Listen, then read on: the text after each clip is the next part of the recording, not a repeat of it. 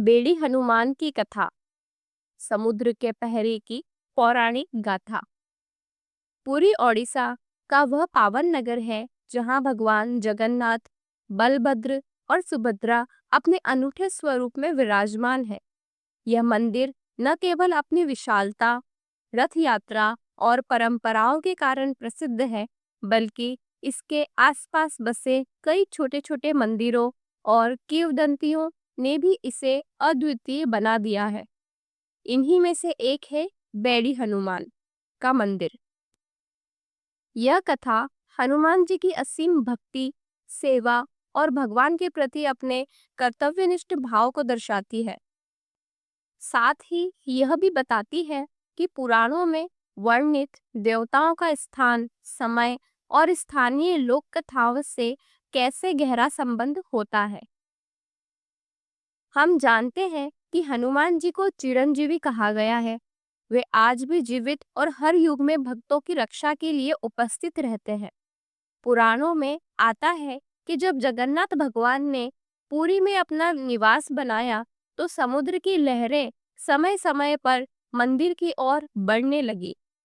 पुरी का यह क्षेत्र बंगाल की खाड़ी के किनारे स्थित है और प्राकृतिक रूप से यहाँ लहरों का आना जाना प्रबल होता है।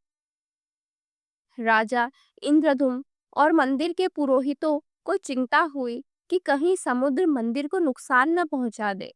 भगवान जगन्नाथ ने स्वयं कहा कि उनके परम सेवक और बलशाली भक्त हनुमान जी ही इस कार्य को कर सकते हैं। हनुमान जी को यह कार्य सौंपा गया कि वे समुद्र की लहरों को मंदिर की मर्यादा से आगे न आने दे। हनुमान जी ने प्रसन्नता पूर्वक यह दायित्व स्वीकार कर लिया और समुद्र के तट के पास एक स्थान पर विराजमान होकर लहरों को नियंत्रित करने लगे। लोक कथाओं के अनुसार हनुमान जी अपने अद्भुत बल से समुद्र के प्रवाह को दिशा देते थे। सदियों तक यह व्यवस्था ऐसे ही चलती रही।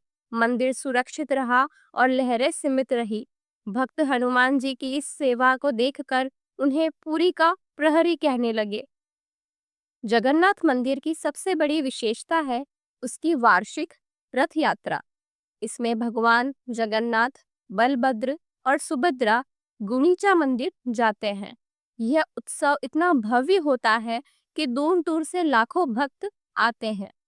एक वर्ष की रथ यात्रा में लोक कथा कहती है, हनुमान जी भी भक्त रूप में रथ यात्रा देखने चले गए।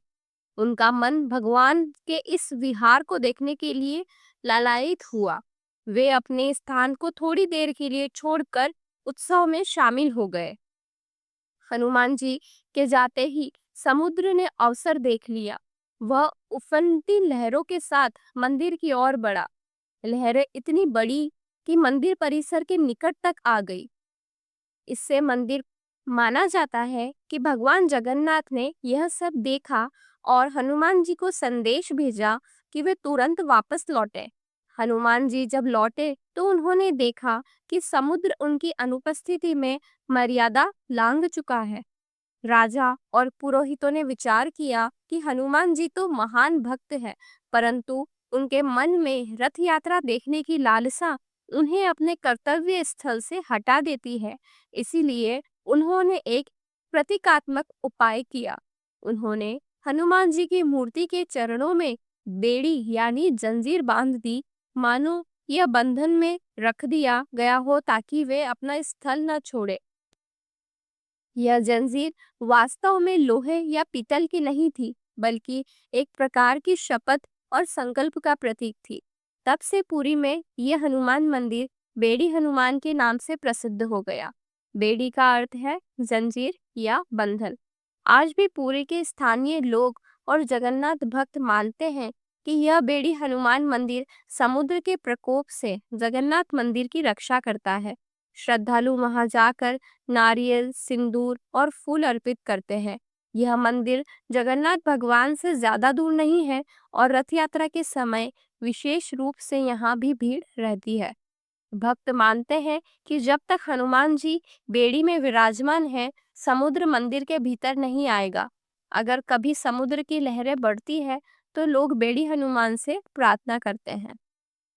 बेड़ी हनुमान मंदिर भले ही जगन्नाथ मंदिर जितना विशाल नहीं, लेकिन इसका अपना महत्व है।